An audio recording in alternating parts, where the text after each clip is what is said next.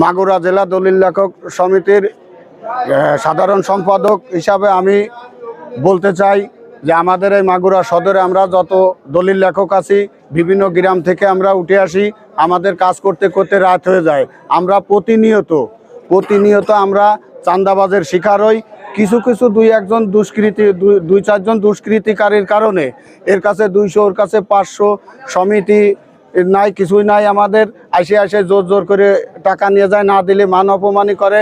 আমাদেরই একজন দলিল লেখক একজন, তার নাম হচ্ছে তাহিদ, তারে গত 2 দিন আগে মাইরে হসপিটালে দিয়ে দিয়েছে এই চাঁদাবাজরা।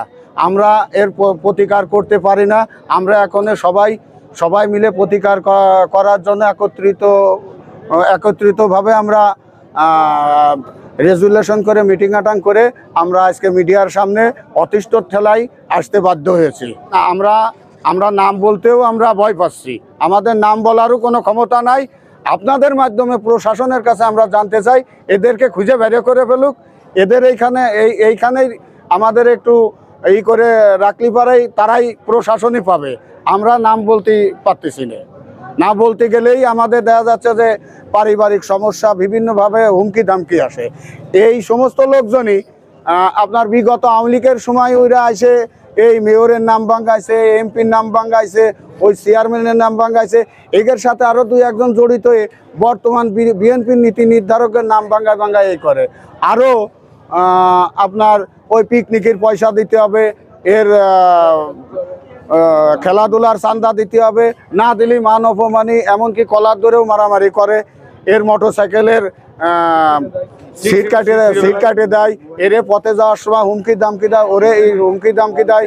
আবার আমার জেলার সভাপতির ঘরের থেকে মোবাইল নিয়ে গেছে, তাও তার নাম ক্ষতি ভয় পাইছে। সে আইসেই বলে যে তোরা অমুক দোষর তমুক দোষর, এইভাবে আমাদের উপর অত্যাচার করে।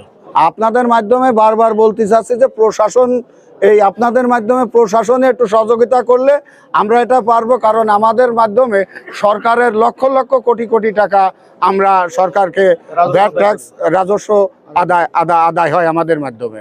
আচ্ছা, এরা কি দলীয় কোনো নাম ভাঙায়? এরা দলীয় নাম ভাঙায়, এদের পরিচয় দলীয় নাম ভাঙায়।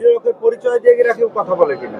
পরিচয় দিয়েও কথা বলে, আমরা বিএনপি করেছি, এতকাল খাইনি, এখন দ্বিতীয় এইভাবে কথা বলে। মানে স্বাধীনভাবে যে দলিলটা লেখেন আপনারা, সেই স্বাধীনভাবে দলিল লেখক প্লাস গ্রাহক উভয়ই ক্ষতিগ্রস্ত। আমরা উভয়ই ক্ষতিগ্রস্ত। আপনাদের এখানে যদি ইউনিটি থাকে তাহলে আমাদের ইউনিটি আছে। আমরা অনেক সময় অনেকের সারাদিন কাজকর্ম করি, যার কাজ শেষ হয় সে চলে যায়, যার কাজ একটু দেরি হয় ওই ফাঁকা থাকে এসে ধরে। আবার অনেকে লোকে দেখেও অনেক সময় ভয়তে চলে যায় যে পথে ঘাটে সমস্যা হবে।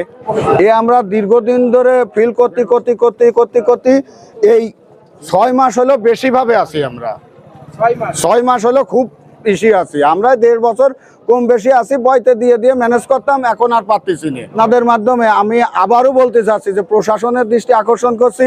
প্রশাসন যদি মাগুরা সদর সাব রেজিস্ট্রি অফিসে যদি টেক কেয়ারফুল করে, তো আমরা সুন্দর সুস্থভাবে জীবনযাপন করতে পারবো, গ্রাহকের সুবিধা দিতে পারবো, সবাই আমরা শান্তিপ্রিয়ভাবে থাকতে পারবো। সরকারের রাজস্বও আমরা আদায় করে দিতে পারবো।